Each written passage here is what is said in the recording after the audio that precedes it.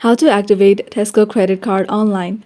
Hello guys, this is Sarah from Create, Login and Delete. Let's get started. First, open any browser and type Activate Tesco credit card, and then click on this first option here.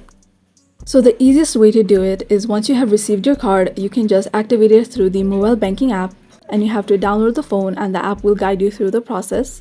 You can also call them to activate your card. So you'll be asked to enter your 16-digit credit card number, and the number is provided right here, so you can just call this number. Now you do need to be registered for online banking. If you're not, go ahead and click on follow these instructions. So if you already have online banking, you can just log in here. If not, click on sign up. So you need to enter your personal details here and then click on next. And once you fill in the information that it asks of you, you'll be able to create your mobile banking. Once you have created your mobile banking, go ahead and go to your app store and download the mobile banking app, and then you'll be able to activate the card.